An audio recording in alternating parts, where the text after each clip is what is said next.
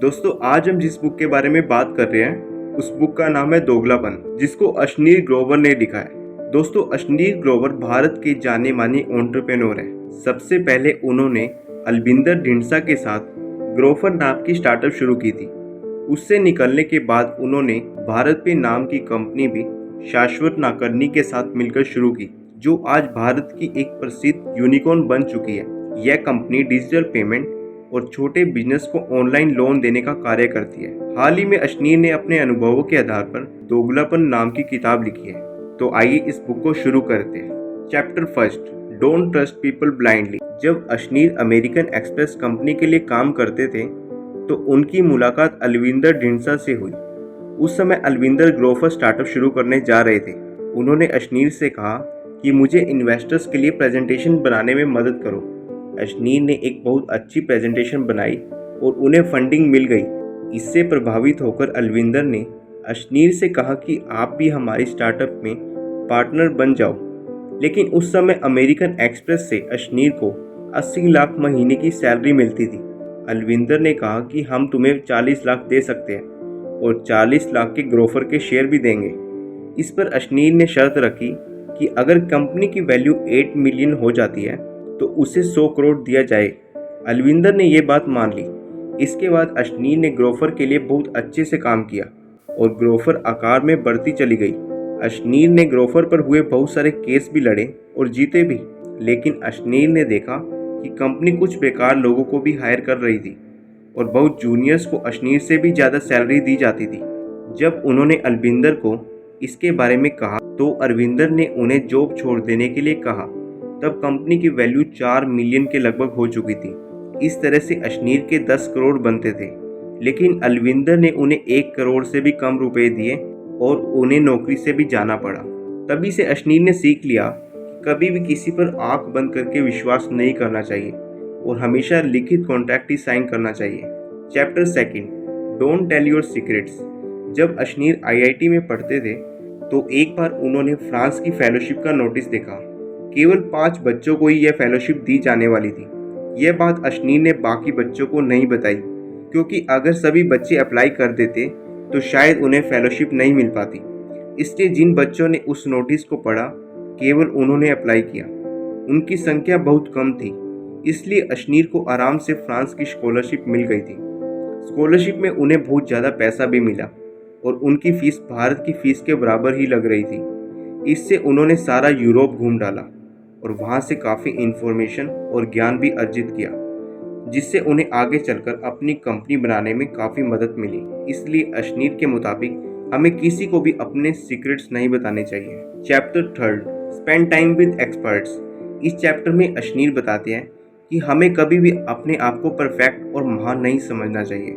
हमें यह बात जान लेनी चाहिए कि हमसे ऊपर भी बहुत से लोग हो सकते हैं और हम दूसरों से भी बहुत कुछ सीख सकते हैं। जब आप इस माइंडसेट के साथ किसी कंपनी को शुरू करोगे तो आपको बहुत ज़्यादा सफलता मिलेगी, क्योंकि आपका माइंडसेट एक ग्रोथ माइंडसेट बना रहेगा और आप हमेशा दूसरे लोगों से सीखते रहेंगे।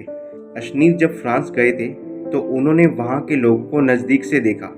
उन्होंने देखा कि वहाँ के स्टूडेंट्स बहुत ही डिसिप्लिन हैं। वे टीचर के लेक्चर को नोट करने के लिए अलग अलग तरह के पेन्स का इस्तेमाल करते हैं। इससे उनके नोट्स काफ़ी प्रभावी होते हैं। अशनीर ने भी यह टेक्निक सीखी और बाद में वे भी कलर पेन से अपना नोट्स बनाने लगे। इससे उनकी ग्रेड्स में काफ़ी सुधार मिला। उन्होंने फ्रांस के लोगों से अनुशासन में रहना सीखा। इससे भी उनकी सारी कंपनियां आगे चलकर बहुत ज़्यादा सक्सेसफुल हुई, क्योंकि वे माहिर लोगों से हमेशा कुछ नया सीखते रहते थे। Chapter fourth, give preference to family. कुछ लोग अपने काम धंधे में इतने बिजी होते हैं कि वे अपनी फैमिली को ही भूल जाते हैं, लेकिन अशनीर के मुताबिक ऐसा करना गलत है। जब आप पर कोई मुसीबत आएगी तो आपका काम नहीं पूछेगा कि आप कैसे हैं, बल्कि आपका कोई फैमिली मेंबर या रिश्तेदार ही आपका हालचाल पूछेगा। बुरे वक्त में भी ये लोग ही आपके काम आएंगे। 20 साल पुराना दोस्त आपको धोखा दे सकता है, लेकिन आपके फैमिली मेंबर्स कभी आपको धोखा नहीं देंगे। इसलिए अशनीर कहते हैं कि जब आप कोई कंपनी शुरू करें तो उसमें अपने रिश्तेदारों या फैमिली मेंबर्स को भी उचित पोजीशन दें। इससे आपकी कंपनी कभी भी डूब नहीं सकती, क्योंकि आपकी फैमिली मेंबर्स जी जान से आपकी भलाई के लिए काम करेंगे और कोई आपकी कंपनी में गलत काम कर रहा होगा तो इसका फीडबैक आपको मिलता रहेगा। अशनीर कहते हैं कि इसीलिए उन्होंने अपनी पत्नी माधुरी को हमेशा अपने बिजनेस में साथ रखा है। Chapter 5, job can't make you rich. Ashneer कहते हैं कि जॉब से आज तक कोई अमीर नहीं बना, ना कभी बनेगा। भारत की मिडिल क्लास फैमिली की यह मानसिकता होती है कि उन्हें कोई सरकारी जॉब मिल जाए, इसके बाद वे सारी जिंदगी बंदी बंदाई तनख्वाह पर काम करते हैं। कुछ सालों में थोड़ी बहुत इंक्रीमेंट होती है, लेकिन फिर भी वह आमदनी किसी आदमी को करोड़पति या अरबपति कभी नहीं बना सकती। यहाँ तक कि डॉक्टर की महीने की 2 लाख की सैलरी भी अगर आप कैलकुलेट करें तो उसे करोड़पति बनने में काफ़ी साल लग जाएंगे। तब तक तो डॉक्टर बूढ़ा हो चुका होगा। बुढ़ापे में वह उस पैसे को एंजॉय ही नहीं कर पाएगा। इसलिए हमें अपनी सरकारी नौकरी की मानसिकता को बदलना होगा। शुरू में कुछ सालों तक हम नौकरी कर सकते हैं, उससे होने वाले सेविंग से आप कोई छोटा मोटा बिजनेस आदि करने की सोच सकते हैं। अशनीर कहते हैं कि उन्होंने काफ़ी सालों तक अमेरिकन एक्सप्रेस, पीसी ज्वेलर्स आदि कंपनियों में काम किया, लेकिन जॉब करते हुए उन्हें पता चल चुका था कि इससे वे कभी अमीर नहीं बन पाएंगे। इसलिए उन्होंने अपनी नौकरी छोड़ दी और एक एंटरप्रेन्योर बनने की सोची। Chapter 6, business make you rich.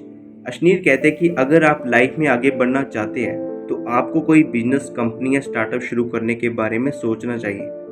आज इंटरनेट के माध्यम से आप ऑनलाइन भी अपना छोटा मोटा बिजनेस शुरू कर सकते हैं। शुरू में blogging, affiliate marketing, digital marketing, freelancer आदि जैसे छोटे बिजनेस ऑनलाइन ही शुरू कर सकते हैं। सबसे पहले आप जॉब के साथ साथ ही इन चीज़ों को करें। इससे आपको पता चलेगा कि बिजनेस स्टार्टअप की राह में क्या क्या ऑब्स्टैकल्स आते हैं और उनसे कैसे मेंटली और फिजिकल तौर पर लड़ा जाता है। इससे आपके अंदर एंटरप्रेन्योर की स्किल पैदा होगी और मुश्किलों का सामना करने का स्टैमिना भी होगा। इसके बाद आप एक फिजिकल बिजनेस या कंपनी भी शुरू कर सकते हैं। जब कंपनी या बिजनेस बड़े हो जाते हैं तो करोड़ों अरबों की कमाई होती है और इसी से आदमी नौकरी के मुकाबले जल्दी अमीर बनता है। Chapter 7, learn to delegate. जब भी हम कोई कंपनी या स्टार्टअप शुरू करते हैं तो हम सारे काम खुद करने लगते हैं। इससे हम मानसिक रूप से बहुत ज़्यादा थक जाते हैं। इसे बर्न आउट कहते हैं। इससे हम कुछ भी क्रिएटिव नहीं सोच सकते, साथ ही किसी मुसीबत से लड़ने की एनर्जी भी नहीं रहती। इससे कंपनी धीरे धीरे डूबने लगती है। कई बार तो हम चीज़ों को माइक्रो मैनेज करने लगते हैं। हमें लगता है कि हर चीज़ हमें खुद ही करनी चाहिए, लेकिन अशनीर कहते हैं कि हमें अपने माइंडसेट को बदलना चाहिए। फिर हमें उन पर विश्वास रखना चाहिए। उन्हें काम की पूरी जिम्मेदारी सौंप देनी चाहिए। बीच बीच में उनसे फीडबैक लेते रहना चाहिए, लेकिन ऐसा नहीं हो कि हमें 24 घंटे 7 दिन उनके साथ बैठकर ही काम करते रहें। हमें आदमी के टैलेंट को देखकर ही उसे जिम्मेदारी सौंपनी चाहिए। हर व्यक्ति हर चीज़ में एक्सपर्ट नहीं हो सकता, इसलिए जो जिस काम में एक्सपर्ट है उसे वही काम देना चाहिए। इसी तरह से हमें चीज़ों में डेलीगेट करने की आदत डाल लेनी चाहिए। आई होप गाइस आपने इस बुक के 7 चैप्टर से बहुत कुछ सीखा होगा। आपने सीखा होगा कि किसी भी व्यक्ति पर आंख बंद करके विश्वास नहीं करना चाहिए। अपने सीक्रेट्स किसी को नहीं बताने चाहिए। जितना हो सके एक्सपर्ट्स के साथ अपना टाइम स्पेंड कीजिए। और आखिरी में ये बात भी सीखी कि नौकरी किसी भी व्यक्ति को कभी अमीर नहीं बना सकती।